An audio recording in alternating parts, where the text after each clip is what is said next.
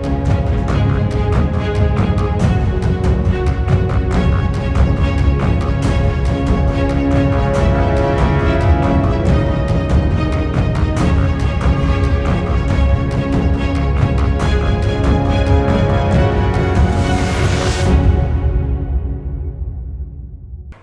All, कैसे हैं आप लोग। Welcome to tech talk with Shantanu Sen. मैं विशाल अग्रवाल आप सभी का स्वागत करता हूं आज के इस नए एपिसोड में।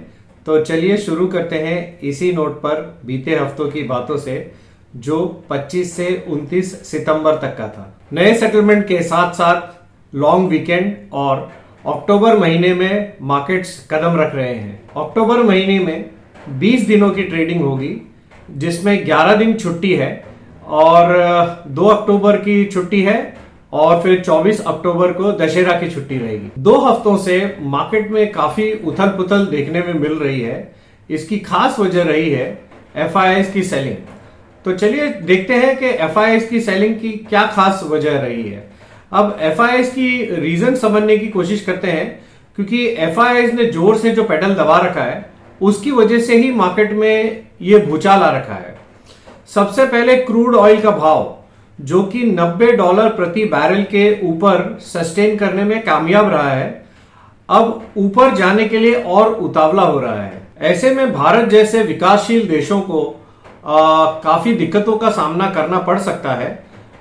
भारत अपना करीब 80% तक ऑयल का इंपोर्ट करता है। कच्चे तेल का ऊंचा भाव हर कंपनी के बैलेंस शीट पर विपरीत असर डालता है। Paint sector, oil marketing companies का sector, aviation sector, tyre sector, cement sector इत्यादि ये कुछ सेक्टर्स हैं जिनको ऑयल भाव का बढ़ना ये डायरेक्टली इंपैक्ट करता है। जहां रशिया और सऊदी अरेबिया का मूड अभी भी प्रोडक्शन बढ़ाने का नहीं नजर आ रहा है, ऐसे में कच्चे तेल का भाव ऊपर की तरफ जाने का पूरा संकेत मिल रहा है। $100 के ऊपर का भाव एक बड़ा सेंटिमेंटल इंपैक्ट डालता है सभी के सेंटिमेंट्स पर। अभी के ट्रेंड के मुताबिक हो सकता है कि महीने 2 महीने में ये लेवल भी देखने मिल जाए। अक्टूबर महीने से यूरोप में भी हीटर्स चालू हो जाएंगे। ये ठंड के महीनों की शुरुआत होती है, तो उसी वजह से वहां पे क्रूड ऑयल की और नेचुरल गैस की खपत भी बढ़ जाएगी। गत वर्ष में ज्यादा ठंड नहीं होने की वजह से वहां पर इलेक्ट्रिसिटी की डिमांड कम थी, इसीलिए कच्चे तेल की डिमांड भी काफी कम रही थी। अब इस वर्ष देखते हैं कि कच्चे तेल की डिमांड कैसी रहती है, क्योंकि इससे भी एफआईआईज के रुख का पता चलता है। अब दूसरी सबसे बड़ी वजह एफआईआईज की सेलिंग की अमेरिका के फेड चेयरमैन का बयान, जिसमें उन्होंने इस साल में और एक हाइक और लंबे समय तक वहां पर इंटरेस्ट रेट्स के ऊंचे स्तर पर ही रहना जो बताया गया है, इससे एफआईआईज काफी निराश हुए हैं। एफआईआईज को ऐसे सिनारियो में इमर्जिंग मार्केट्स में इन्वेस्टमेंट करने से कोई खास फायदा नजर नहीं आ रहा है। एफआईआईज इस समय अमेरिका में ही अच्छे इंटरेस्ट रेट्स का फायदा उठा रहे हैं।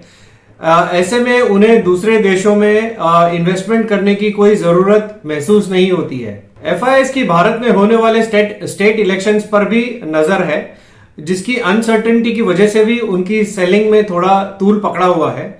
एक और वजह है भारत के मिड और स्मॉल कैप की काफी रिच वैल्यूएशंस, जिसकी वजह से यहाँ के बाजारों में अच्छी प्रॉफिट बुकिंग देखने मिल रही है। इंडेक्स भी 20,000 के बड़े साइकोलॉजिकल लेवल से करेक्ट कर रहे हैं। ऐसे में 5 से 7% का करेक्शन आना काफी नॉर्मल है। अभी भी तेजी का ट्रेंड बरकरार है। निचले लेवल से बाइंग आने से अच्छा बाउंस देखने मिल रहा है। तो चलिए अब एफआईआईज की बात कर लेते हैं। एफआईआईज ने गत महीने में 20,620 करोड़ की सेलिंग अगस्त में की थी।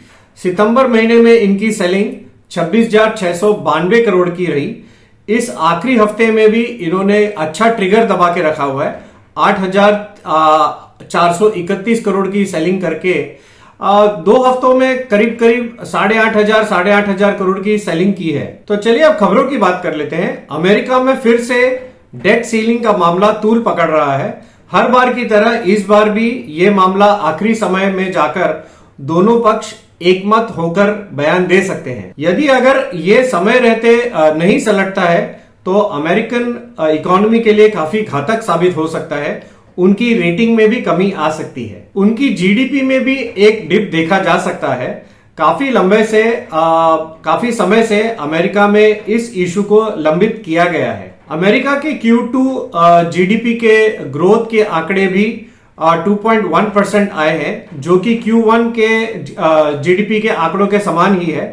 इसका सीधा मतलब है कि फेड इंटरेस्ट रेट हाइक करता है, लेकिन इसका अभी तक इन्फ्लेशन पर कोई असर नहीं पड़ा है। ऐसी स्थिति में नवंबर में एक और रेट हाइक आने की संभावना और प्रबल होती है। 2000 के नोट बदलने की आखिरी तारीख को बढ़ाकर 7 अक्टूबर किया गया है। गवर्नमेंट के हिसाब से 96% नोट आरबीआई के पास वापस आ गए हैं, लेकिन अभी भी करीब 14,000 करोड़ के 2,000 रुपए के नोट बाजार में है, जिसकी सुविधा के लिए ये एक्सटेंशन दिया गया है। यदि 8 अक्टूबर को किसी के पास 2,000 के नोट रह जाते हैं, तब ये नोट बैंक ना तो लेगा और ना बदल पाएगा। 2000 के नोट लीगल टेंडर तो रहेंगे, लेकिन इन्हें बदलने के लिए आरबीआई की इशू ऑफिस में जाना पड़ेगा, जहां 20,000 तक एक समय में नोट बदलने की सुविधा दी गई है। गवर्नमेंट ने नेचुरल गैस के भाव में फिर से बढ़ोतरी कर दी है।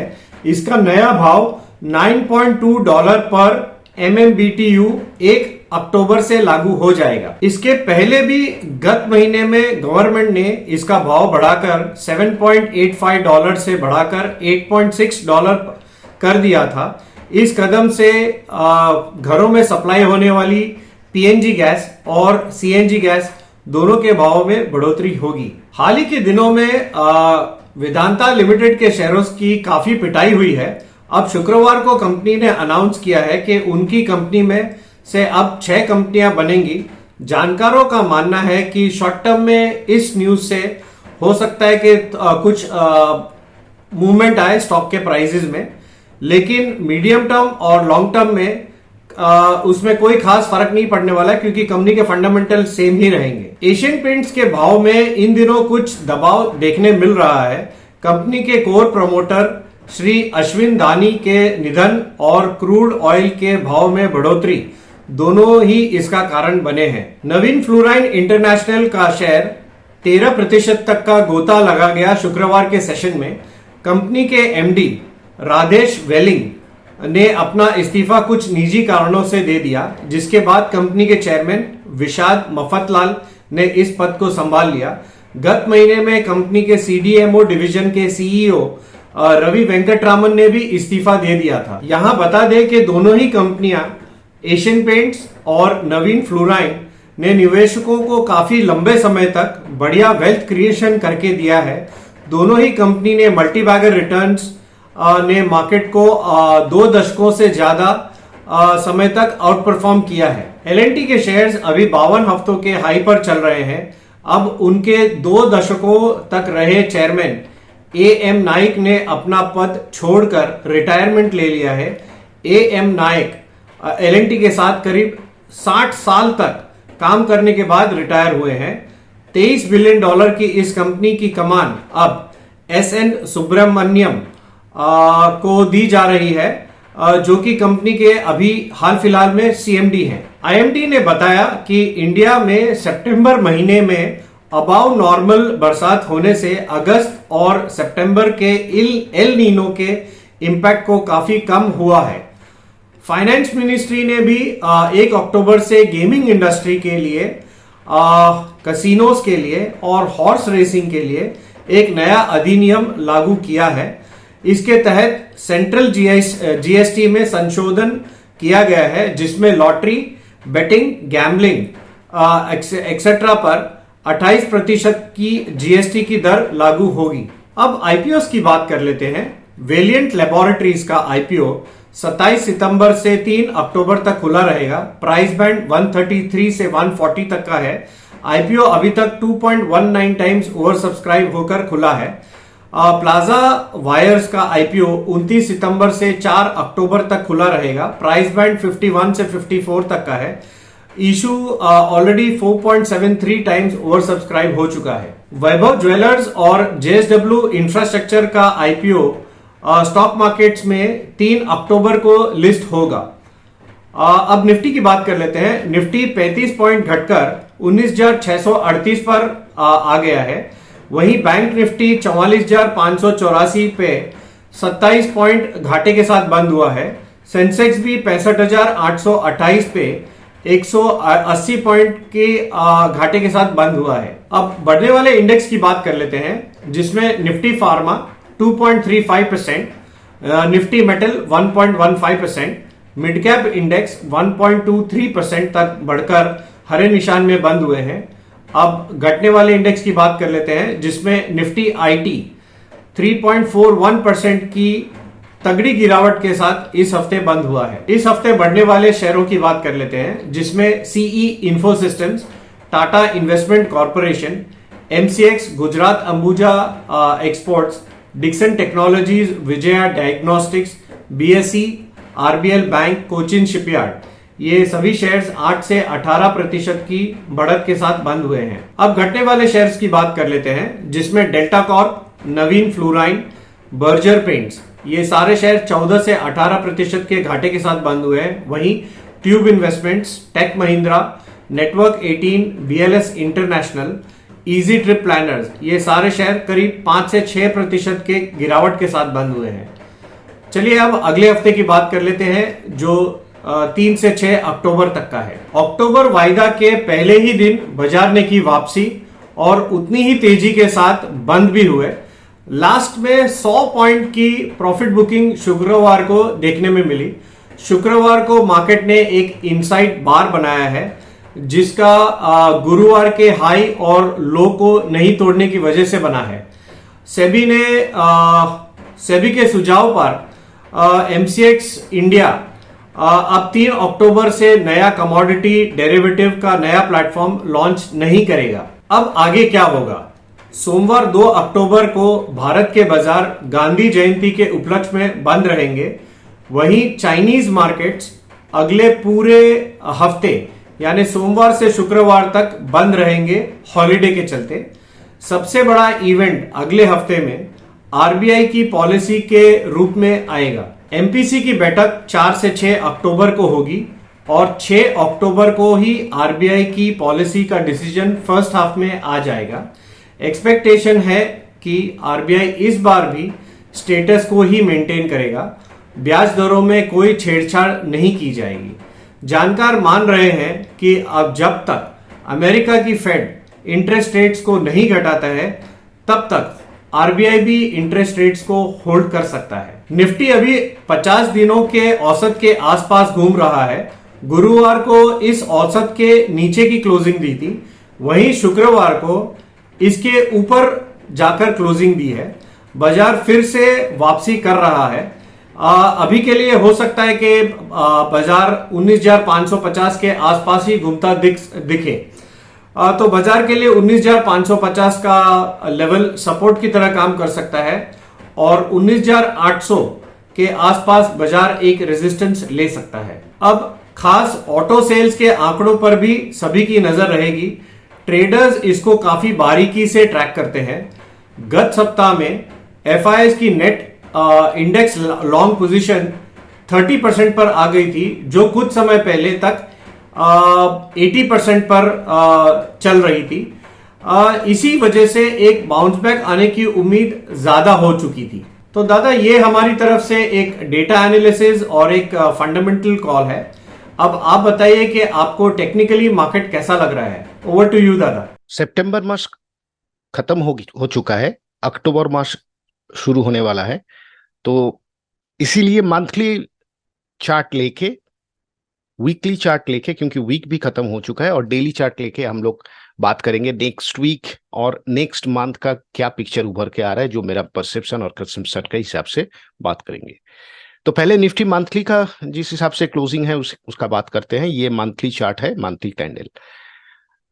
हालांकि ये हम रेड मार्क क्यों किया, ये पहले क्लियर कर देते हैं। देखिए, तीनों महीना का जो लोएस्ट पॉइंट है as per the chart is concern, spot Nifty 230 के आसपास, 234, यहाँ पर 223 और यहाँ पर हुआ था 255 लगभग। ये जो जोन है, ये जो टोटल रैली बना था यहाँ से, तो ये 23% का जोन होता है 19,200 मंथली का हिसाब से। और 19,200 में ही राउंड नंबर में 19,200 से लेके 19,250 के बीच में ये तीनों महीना का लोएस्ट पॉइंट बना है। दैट मीन्स जब तक 19,200 नहीं टूटता है तो ये एक सपोर्ट का काम करेगा। कहीं अगर 19,200 टूटता है तो ये as per the monthly chart के हिसाब से देखा जाए थोड़ा सा वीकनेस का निशानी हो सकता है। दैट्स वाई मैंने ये गोल मार्क करके आप लोग को इसमें गौर करने का कोशिश कर रहा हूं, और इसमें आप कॉन्सेंट्रेट कर सकते हैं, दृष्टि दे सकते हैं कि तीनों महीना का लोएस्ट पॉइंट कहां पर है। ये आप लोग का चार्ट में भी देख सकते हैं। बाकी मंथली ठीक ठाक ही है। अब वीकली निफ्टी अगर देखा जाए तो वीकली निफ्टी में जो डोजी फॉर्मेशन हुआ है और एक ट्रेंड लाइन मैंने खींच के रखा हूं, और 1326 जो एज यूजुअल मेरा फॉर्मेशन है वीक टू वीक के प्रोसेस में, वहीं से सपोर्ट लेके एक doji after a big fall ये अरेस्ट हुआ है बल्कि आप सोच सकते हैं, हम लोग सोच सकते हैं as per the candlestick chart is concern. अब जब तक इसका नीचे टूट नहीं रहा है, that means 19,492 round number with filter 19,480 जब तक टूट नहीं रहा है तब तक ये एक सपोर्ट का काम कर सकते हैं। कहीं अगर ये टूटता है तो ये फिर से फिजल आउट हो सकता है नीचे की तरफ, नया क्लियरिंग वोलेटिलिटी आ सकता है, और रिजल्ट सीजन भी है, दिमाग में रखिए। दैट्स वाई ऊपर की तरफ जब तक 19,800 के ऊपर एटलीस्ट 15 मिनट सस्टेन नहीं होता है तब तक हम लोग पॉजिटिव व्यू तो नहीं ले सकते हैं। तो देखना यही चाहिए नेक्स्ट वीक जो मंगलवार से शुरू हो रहा है, क्योंकि मंडे ट्रेडिंग हॉलीडे है, तो ये चार्ट का हाल हकीकत है। बाकी नॉर्मल सिचुएशन ही है, नेगेटिव ट्रेंड अभी भी बरकरार है। Daily chart is concern very interesting, क्योंकि डेली चार्ट के अंदर ये जो बना है ये एक रिवर्सल कैंडल के हिसाब से हम लोग देख सकते हैं, क्योंकि एक इनसाइड कैंडल भी है। तो देखना ये पड़ेगा वेरी वाइटल ट्रिगर, ये ब्लैक कैंडल का हाई और ब्लैक कैंडल का जो लो है 19,480 राउंड नंबर, और ऊपर की तरफ 19,800 माने विथ फिल्टर मैं बोल रहा हूं। इनफैक्ट 19,770 के ऊपर भी ट्रिगर होता है, और 15 मिनट अगर सस्टेन कर जाता है तो बाजार के अंदर थोड़ा सा रिकवरी आ सकता है, बट ये एक रिकवरी के हिसाब से हम लोग सोचेंगे, क्योंकि सामने जो ये ब्लू लाइन है ये काफी बड़ा रेजिस्टेंस बन सकता है। ये कहां पर है? ये अभी है 19,878 विद द राउंड नंबर 19,900। कहीं अगर 19,900 के ऊपर इसका क्लोजिंग आता है निफ्टी डेली, तो वो 13 डीएमए जो अभी तक इसका नीचे में है 13 डीएमए के ऊपर भी क्लोजिंग आ जाएगा, जो कि एक पॉजिटिव निशानी के हिसाब से हम देखते हैं।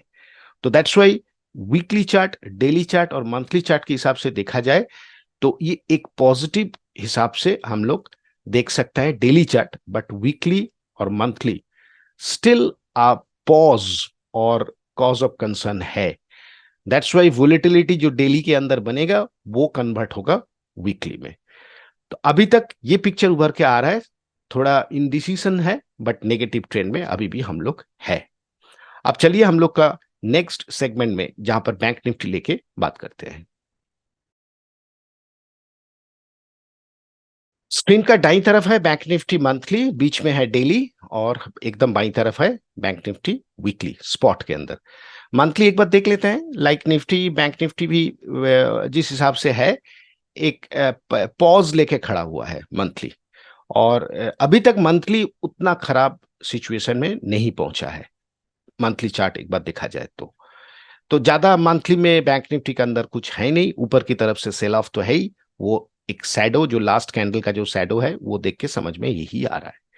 अब वीकली चलते हैं। लाइक निफ्टी ये भी एक doji formation after a sell off, और जहां से डोजी फॉर्मेशन हुआ है वो काफी वाइटल एरिया है, क्योंकि मल्टीपल सपोर्ट एरिया ये सब जोन है, वहीं से सपोर्ट लेके बैंक निफ्टी घुमा है।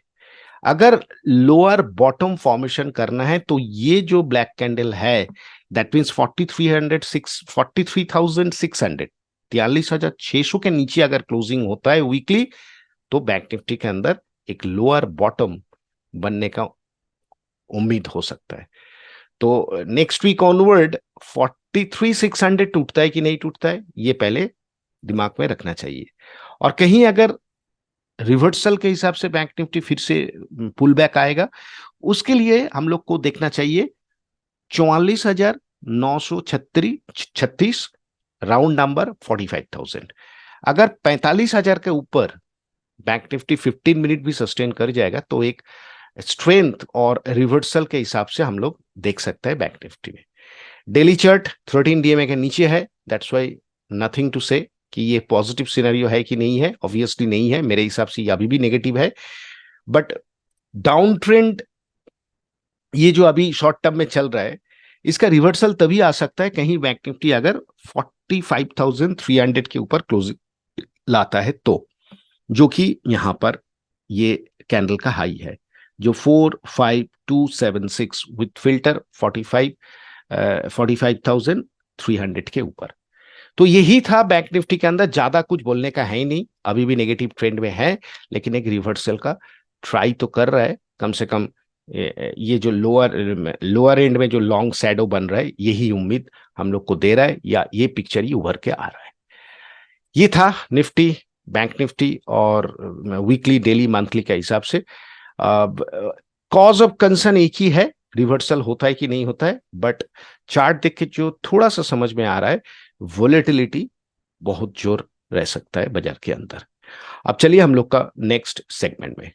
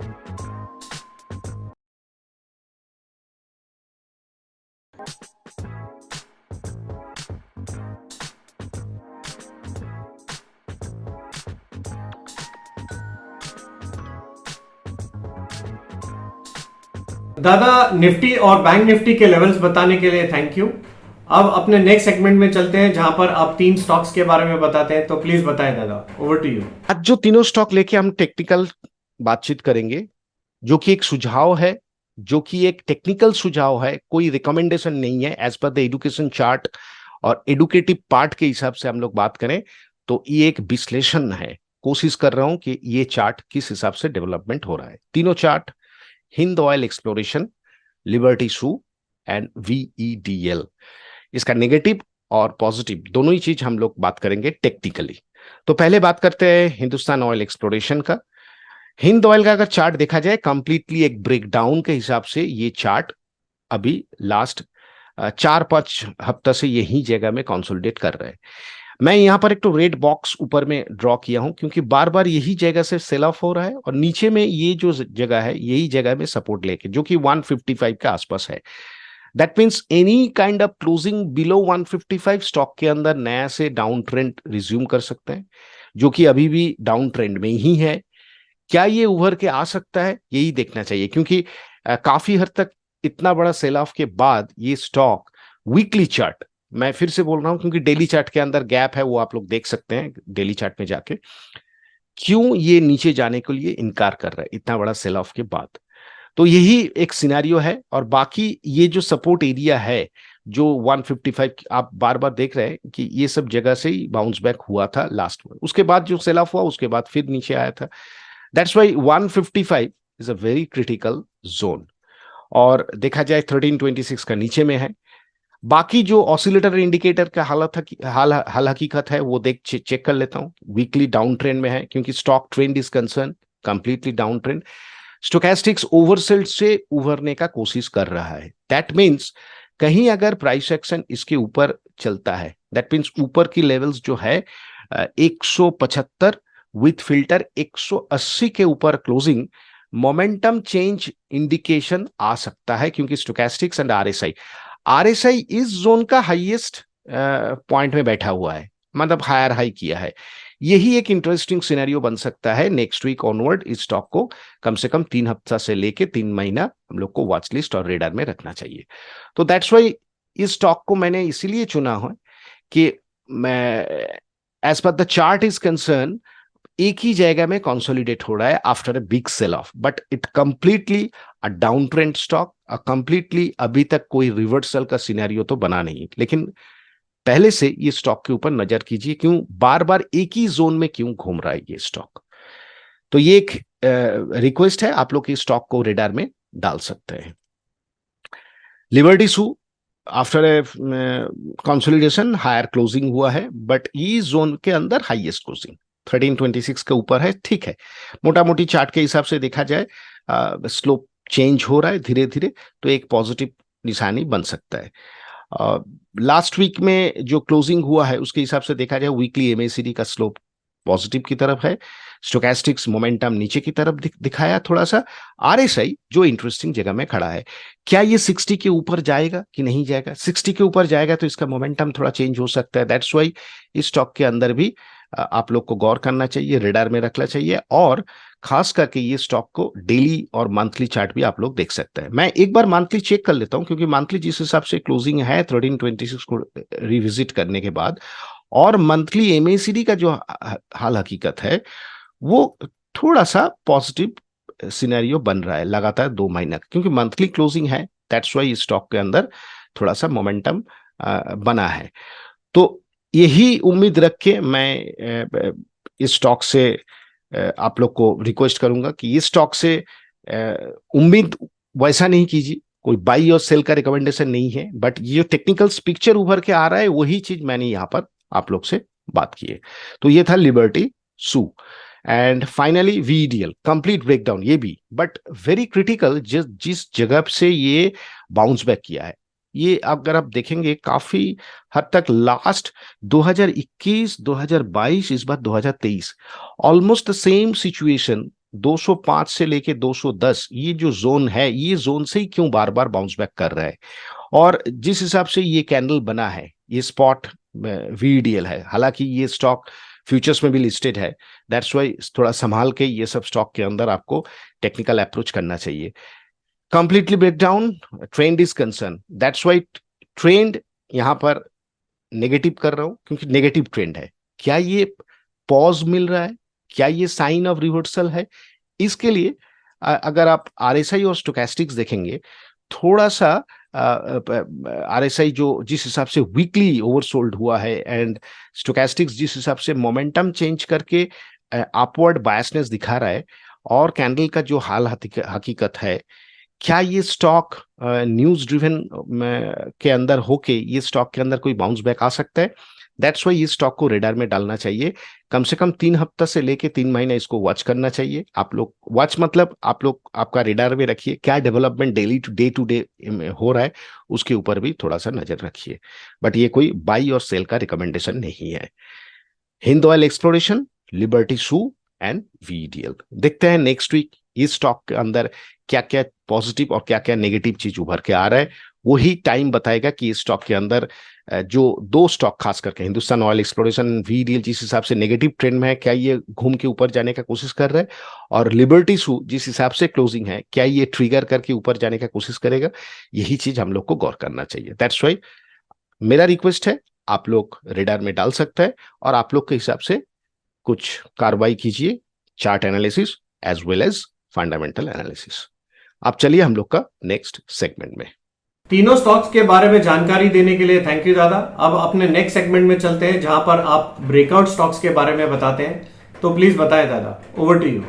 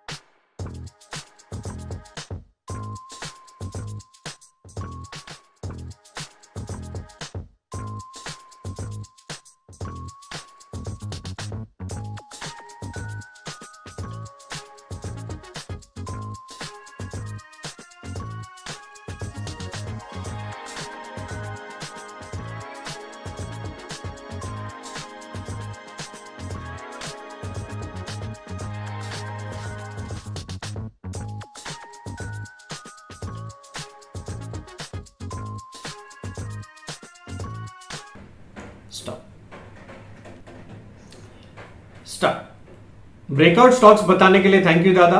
अब अपने लास्ट सेगमेंट में चलते हैं, जहां पर हम हमारा डिस्क्लेमर रन करते हैं। This is a completely educative channel. हम यहां पर सिर्फ और सिर्फ एजुकेशन पर्पस के हिसाब से ही बातचीत करते हैं, व्यूज शेयर करते हैं। हमारी गुजारिश है कि हमारे जितने भी व्यूअर्स हैं वो अपनी सोच समझ के साथ या सेबी रजिस्टर्ड किसी एनालिस्ट की सोच समझ के साथ ही ट्रेड करें। We will not be responsible for anything. Thank you, bye.